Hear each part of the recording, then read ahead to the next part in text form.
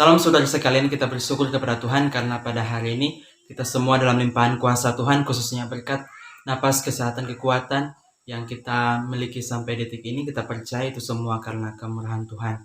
Nah, kali ini saya akan rindu menyampaikan kesaksian tentang kesaksian dalam saya menjalani kuliah, mulai dari memutuskan untuk berangkat dari Banggai Kepulauan ke Jogja dan balik lagi.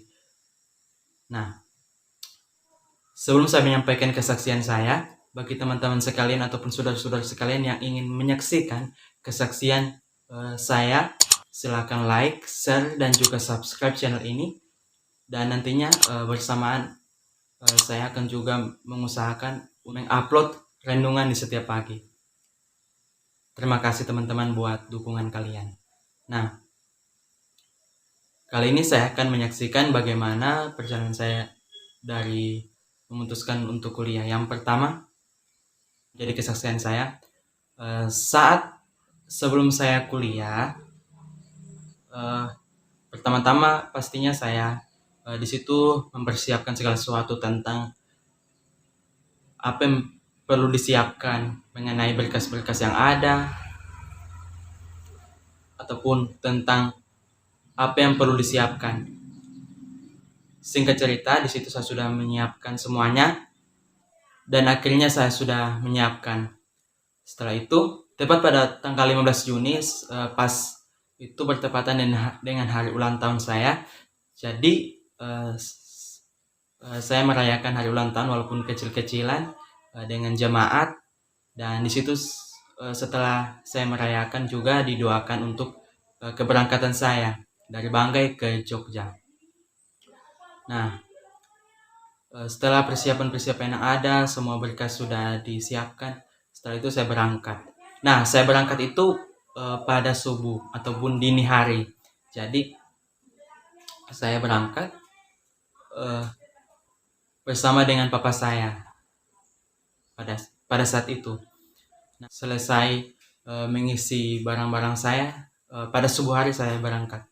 Setelah itu, pertama berangkat dari Banggai Kepulauan ke Luwuk. Nah, sesampai ke Luwuk, di situ kami saya dipersiapkan yaitu tentang rapid test. Jadi untuk bisa menunjang dalam keberangkatan naik pesawat. Setelah itu mengurus tiket pesawat. Nah, setelah semuanya selesai, saya berangkat. Papa saya mengantar sampai ke bandara dan saat itu setelah diantar ke bandara, naik angkot. Sesampainya saya di bandara dan akhirnya saya berangkat. Waktu itu baru pertama kali saya naik pesawat. Nah, setelah berangkat, perjalanan saya dari Luwuk ke Makassar, transit selanjutnya lanjut lagi Makassar ke Jogja. Nah, akhirnya pada jam 5 sore tiba di Jogja dengan keadaan selamat. Nah, setelah tiba di Jogja, di situ juga saya merasa bingung nantinya apa yang harus saya lakukan untuk tiba di asrama Putra Sulawesi Tengah. Maka dari situ saya langsung mengambil sebuah tindakan untuk memesan, yaitu driver mobil kayak gitu untuk mengantar saya. Karena pertimbangan-pertimbangan yang ada, akhirnya saya diantar. Sesampai di asrama, saya sudah disambut oleh teman-teman asrama, walaupun hanya beberapa orang saja waktu itu yang ada. Akhirnya saya ditempatkan di kamar yang kosong kayak gitu. Jadi setelah di situ selesai, saya membereskan kamar yang ada dan besoknya saya mengurus berkas-berkas yang ada untuk memasukkan dalam pendaftaran kampus. Setelah itu saya mendaftar di kampus yang sama dengan kakak saya lalu masuk, dan di situ saya mengambil jurusan teknik industri. Nah, setelah selesai, saya mengurus berkas yang ada dan saya memasukkan berkas-berkas yang ada, dan akhirnya saya diterima di kampus tersebut. Singkat cerita, setelah itu saya mulai mengikuti itu pembelajaran, khususnya waktu itu adalah pembelajaran online. Jadi saya mengikuti pembelajaran yang ada, dan di situ saya belajar dengan giat. Tugas-tugas yang ada saya kerjakan dengan baik, saya mengikuti pelajaran-pelajaran dengan baik, dan biasanya ada kesempatan untuk bertanya, saya sering bertanya, walaupun tidak setiap hari, tetapi saya berusaha untuk bertanya. Nah, setelah itu saya ditelepon oleh keluarga yang ada. Nah, kami sering teleponan itu setiap minggu sekali. Dan pada suatu kali saya ditelepon dan katanya bahwa bapak saya itu sakit. Dan kali itu saya juga terpikir bagaimana keberlangsungan kuliah saya. Dan selanjutnya saya di situ oleh kakak saya mengatakan bahwa kamu harus membangun channel YouTube, bagaimana berusaha bagaimana. Tapi sebelumnya saya sudah memang membangun channel YouTube tentang MotoGP, karena saya terinspirasi bagaimana membangun channel YouTube karena saya suka. Akhirnya saya di waktu itu saya membangun channel YouTube, seminggu itu 3 kali mengupload video, dan saya rekaman itu tengah malam dan mengedit video dan bagaimana, dan membagi waktu dengan kuliah yang ada.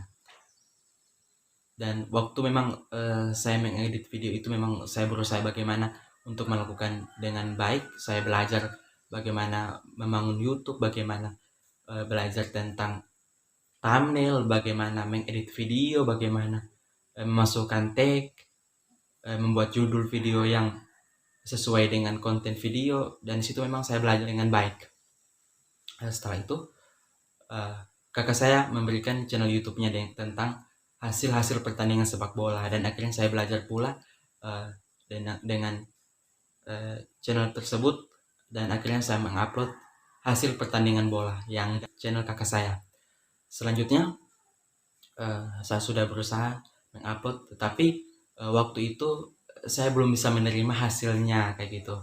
Nah, tetapi memang saya sempat kecewa lalu, kenapa sudah berusaha tetapi belum mendapatkan hasil. Setelah itu dikabarkan lagi di telepon saya bahwa ternyata bapak saya semakin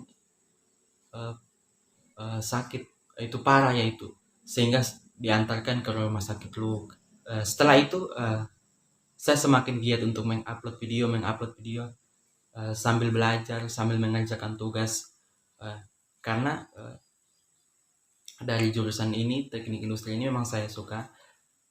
Tetapi dengan setelah berbagai pertimbangan yang ada, akhirnya ditelepon lagi saya bahwa kamu harus kembali ke Banggai Kepulauan karena papa kamu semakin parah kayak gitu sakitnya.